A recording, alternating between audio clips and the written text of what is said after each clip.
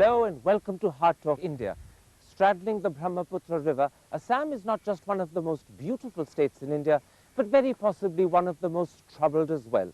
The government faces a daunting set of challenges. At the top of the agenda is, of course, the illegal immigration from across the border, but there's also internal insurgency, collapsing infrastructure, and declining growth. Those, therefore, are the issues that I should raise today in an exclusive interview with the state's Chief Minister, Tarun Gogoi.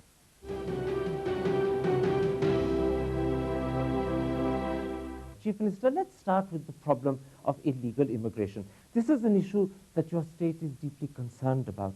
As Chief Minister of Assam, how worried are you? In fact, everybody is concerned about the illegal infiltrations. But you'll be happy to know for the last few years that it has been declined also. Let's for a moment talk about the nature of the problem before we discuss what you're doing and how effectively you're tackling it. Last July, Sri Prakash Jaiswal, the Minister of State for Home, said in the Indian Parliament that there were perhaps as many as 5 million illegal immigrants in Assam. That's 18% of your population. So it's not a fact. It was not based on fact also. If you see the last 30 years census figure, from 71 to 81, then 81 to 91, then 91 to 2001, the population, growth of population of Assam is less than all India average. So it doesn't reflect that there has been large-scale infiltration. But are you saying that the figure given by Sri Prakash Jaiswal, the Minister of State, is wrong? Because he gave it in Parliament. He revised it also. Except for the fact that in revising it, what he didn't take into account is that very similar figures were given in 97 by Indrajit Gupta, who as Home Minister said that there were 4 million illegal immigrants. And then 5 years earlier, your predecessor, Hiteshwar Saikia, in 92, said that there were 3 million. Mr. Jaiswal's figure is in keeping with all of those. Frankly speaking, Saikia also denied subsequently the next day. So Jaiswal's statement was not based on facts. What about Indrajit Gupta, 97, and he said 4 million illegal immigrants? Not in Assam, maybe whole country, I don't know. He said Assam. No, how could it be? It is also not based on facts. This You see, it is, our population is 26 million. How could it be some big amount of illegal immigrants? Then till 71, I will tell you, by the Assam Accord, all the immigrants who came to Assam has been regularized. So you dispute the figure given by Home Minister Jaiswal. Your own governor in April is widely reported in the press to have told the centre that as many as 6,000 illegal immigrants are entering Assam every day. This is also not based on facts also. If he can furnish the based on facts, I can reply to him also. So there is a difference of opinion between the state governor and the state chief minister on this issue. Yeah, there's much difference. The interesting thing is you've questioned Governor Ajay Singh's figures, but Governor Ajay Singh stands by them as far as we know. I don't know about his stand also. I don't know whether he submitted a report or not. I said let him furnish the facts and figures. On what basis he could say that every day 6,000? That means in 1 year how many it would be? You say that you're asking the governor to furnish facts and figures to substantiate. When you say this to him, what does Governor Ajay Singh say to you? I have not directly. When the press asked me, I said let him submit the facts and figures and examine it. So the chief minister and the governor of Assam, though they live in the same city, are talking to each other through the press. Yes, that's true. Whether he has said to the press, I don't remember. I don't know. It was widely reported in practically every paper. Paper is a different thing. And he never denied it. Maybe. And in fact, what the governor is saying, in a sense, is also reflected by the 2001 census, which was officially released last year. That shows that Assam, which had 1 Muslim majority district at independence, now has 6 Muslim majority districts, and 5 of those are at the border. It is not a question of Muslims. There is a large infiltration of Hindus also.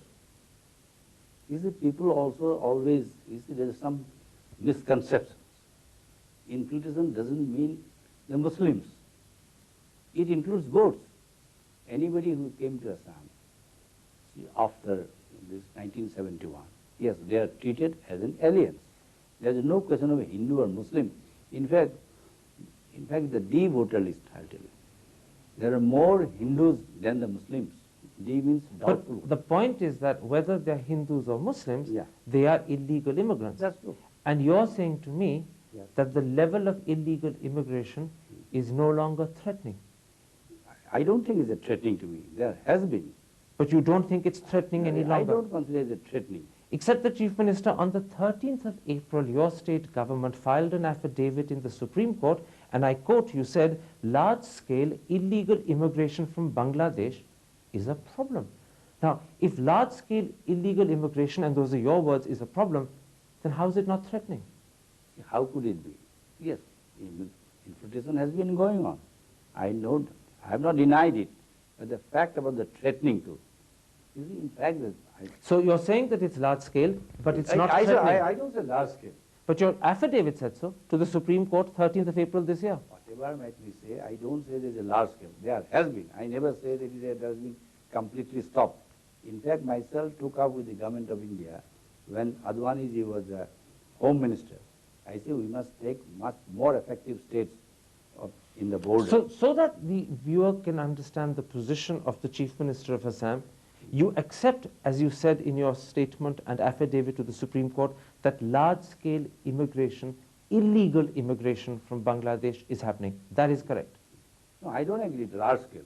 But you use the word large scale. I don't know exactly what they use. Yes, there has been, because it has not been reflected neither in the census report, and even I will also tell you, see, even after this Assam Accord also, there were two streams of illegal immigrants. One came between 66 and 71. All those, their name has to be deleted from the voter list. This is one stream. And then those who came after 25th March 71, they will be deported. I'm just repeating once again for clarity your position. You accept that there is immigration, illegal immigration from Bangladesh, but you deny it's large scale. Yeah. However, the words you used in your affidavit to the Supreme Court on the 13th of April was large scale, so now you're taking a different position to that affidavit. And that's true. You've changed your position. Yeah, I changed my position. You've changed your position. And you're also saying that the nature of the immigration is not threatening. I don't consider that threatening. Let me then put this to you. Because this infiltration has been going on since 1991. Your critics say that the reason why the Chief Minister does not consider this threatening is because these are people who are captive voters for the Congress party. He relies upon them to win votes. He wants them to come. He wishes them to stay. That's why he's now claiming it's not large scale. That's why he's changing his affidavit position. That's why he says it's not threatening. It is not a fact also. This Muslim, they voted against us also, voted out of power in 86. They voted out of power in 96 also. Even last election also, 2000 assembly elections, which was held under my leadership, 50 in my favor, 50% they are in favor of the opposition. How So could you saying say, what basis you could say just to appease the minorities, the Muslim minorities, I have taken the step. So the fact that Congress has been voted out of power at least twice in the last 15 years proves that even if illegal immigrants get to vote, they don't vote only for Congress. That's true. But people like Wasbir Hussain of the Sentinel, which is one of your better-known papers, says that the size of the illegal immigrant voter is now so large that in 56 to 57 constituencies out of 126 altogether, the illegal immigrant voter has a deciding influence. No, my question is, they are not illegal immigrants. They are Indian citizens. That is the question. So this is those people. Yes. This is propaganda when they are being called propaganda. illegal. Yes. Infiltration has been going on from 90. If this is the propaganda, infiltration was great, I'll tell you, between the period before till 71. Yes. Can I interrupt and put this to you? Yeah. If it is propaganda Yes. that these are illegal, because they are in fact genuine Indian citizens, then did you take up this matter with Home Minister Jaiswal when he made his statement? Did you point out to him that he was saying very dangerous things? Yeah, I took up with the Prime Minister also. I took up with UPA Chairman Sonia Gandhi also. And after that, he changed his stance. And the position of the governor, because the governor, General Ajay Singh, has also said very damaging things from your perspective. Have you taken that up with the government in Delhi? I'm going to take it up. I disputed him, and I disputed earlier Governor S.S. Sinha's report. So you're going to take up Governor Ajay Singh's claim that there are 6,000 illegal immigrants It's not entering based on Assam. fact. You're going to take this up with the Prime Minister? Yeah, yes, surely I'll take it up. When will you take it up? Tomorrow I can write it. You will write and complain. Yes, complain is Will not you a go fact. so far as to say that given that the situation in Assam is tense and fragile, given that you have a difficult situation, maybe you want the governor replaced? Will you ask to have him replaced? No, that's a different question. Replacement or removal of governor is a different question. Except that the governor is saying very dangerous things which can create communal trouble for you. That's true, doubt. That's why I'm going to take up with the government of India. But then, shouldn't such a governor be replaced? That I don't like to comment now. So you reserve the I right reserve the right to ask for his replacement. that but I you don't won't like go- to comment. You don't want to comment, but you reserve the right. I don't like to go any further. Okay, I fully understand. Now, it's not just Assamese Hindus, in a sense, who are putting pressure on you, claiming that there are more illegal immigrants, claiming that the Muslims from Bangladesh are flooding across the border. You are also under pressure simultaneously from Muslim organizations like the Jamaat-e-Ulema Hind and its leader, Maulana Asad Madani. He said that if you do not fulfill his 18 charter demands, he will throw out your government in 6 months. Are you worried? I'm not worried. I challenge him in front of him.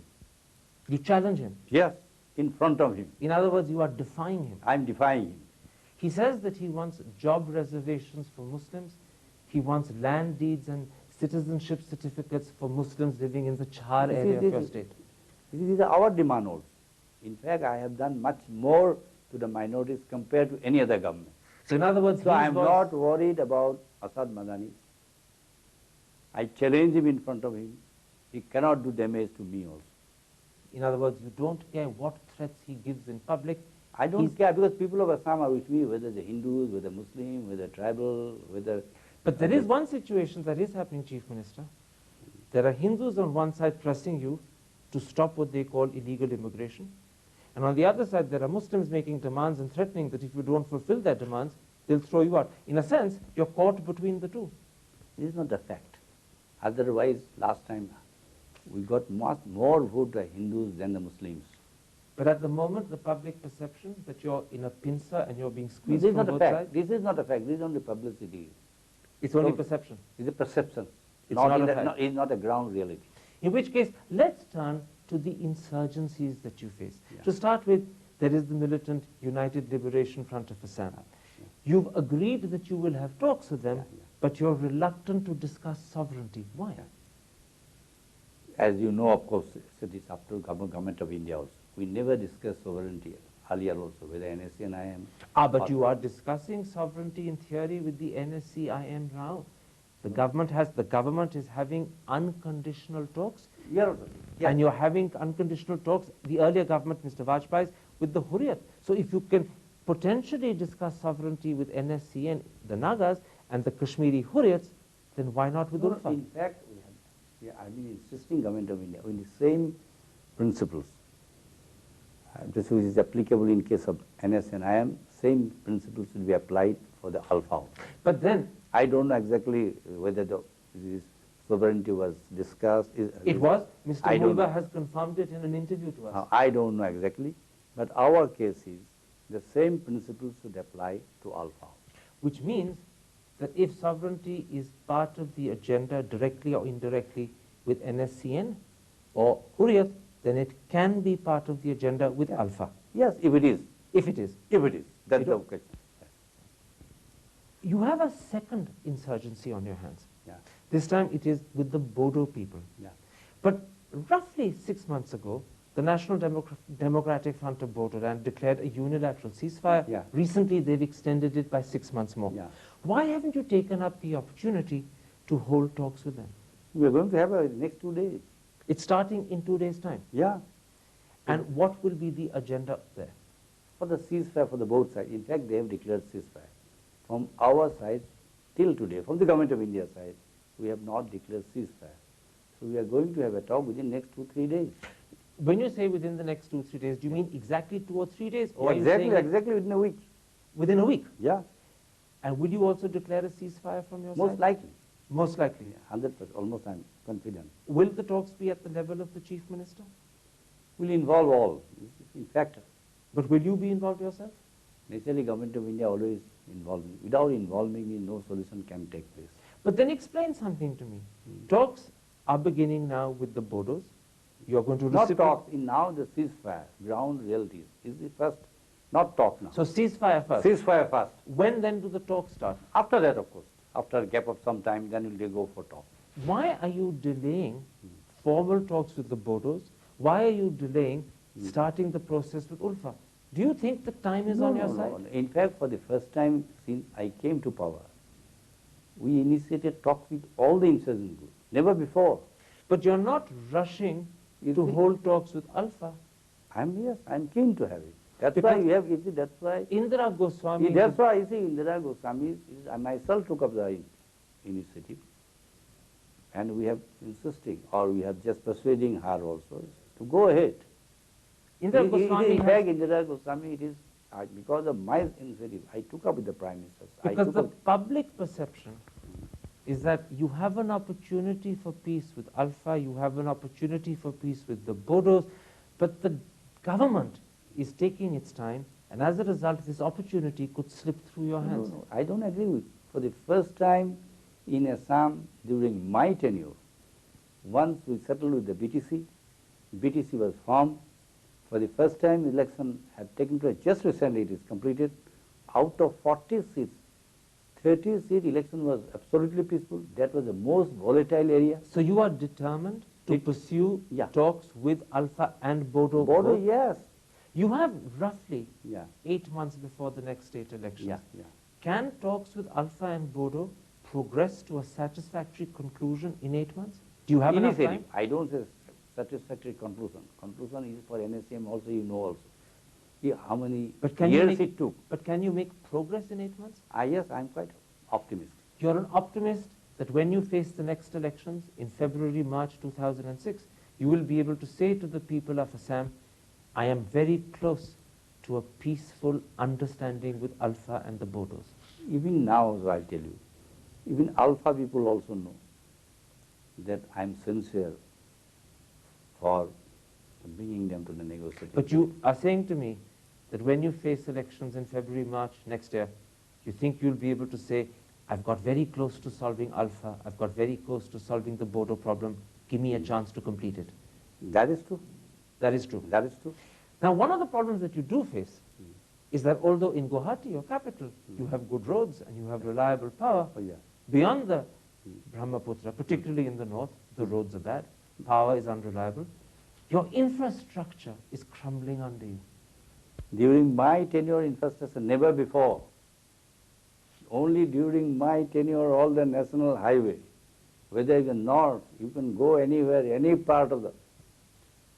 You see, during only my tenure, earlier, what was there in Guwahati? Let me put not, it like this. Not only for Guwahati, any part of the. They if you say had that come 2 years back. They say that you've done a lot in Guwahati, you've built flyovers, traffic in the city moves faster. Yeah. But north of the Brahmaputra, the roads are non-existent. As good as Guwahati. As good as Guwahati. Yes. You can go from here up to Arunachal. My son this morning, he went to Tezpur. Tezpur is the north of Guwahati. And he was very happy to see the roads. 25 out of 27 districts in Assam are flood prone. Yeah. Each year when the monsoons come, they get submerged. Yeah. Will you face the same problem in 3 weeks' time when the monsoons hit Assam Yes, again? every year. Every year. That's an annual feature. But is there nothing that you can do to stop the flooding?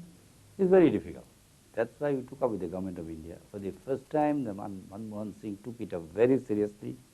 Then he constituted a task force, they submitted a report. For the first time, this problem has been given national priority by the Manmohan Singh. But that's all talk. What about results on the ground? It will take time. It'll take time. It will take time. It's not a one-year job, or it involves the huge. It not only involves India, it is involved Tibet, it is involved the Bhutan. But in also. the meantime, 30 lakhs out of your population of 270 lakhs are unemployed. Yeah, If you can't stop them being ravaged by floods, yeah. if you can't give them good roads and power, how can you give them jobs? That is also, that's why we are giving almost priority to tackling the flood problem. This is number. I do agree with you. Without solving the floods and erosion, not only the flood, erosion is much more important than the floods. is you have taken up with the government of India. Government of India has given priority also. And today you'll be happy to know during my tenure, I have been able to constitute about 96,000 self-help groups. So when you face the public Yeah, in February, March, yeah, seeking another mandate, yeah. do you think you'll be able to convince the people of Assam that you've done enough to control the floods? I have been able, otherwise how I could win all the every election since I came to power. Every election, whether it is a panchayat election. But this whether will it be is- the first time, Even last 1 year. except that this will be the first time in February, March that you will be contesting as a sitting chief minister. In India, sitting chief ministers get defeated. Anti-incumbency goes against them. Can you buck the trend? Yes. You'll see the result of You will my- win? Yes, I'm 100% win. Sure. Is that just a proud boast, or do you Not mean proud boast. I'm not a proudy man. I'm a humble man. it? So Tarun Gogoi Yeah. will be perhaps the first chief minister in almost 20 years in Assam Yeah. to win an election as a sitting chief minister. That's true. About 30 years. You're absolutely confident. I'm absolutely confident. And that is If something you that see the last parliamentary election, out of 14, I got 9 seats. Had the government of my... you're not scared that the issue of insurgency, and more importantly, the issue of illegal immigration, will swamp the elections and steal the victory from you. That is the whole strategy by the RSS and BJP also. And the AGP, AGP is, yeah, they are, of course. That's why all of a sudden, you are confident that no matter what your opponents try, Yeah. you will win. yes, last election also they both combined, AGP and BJP.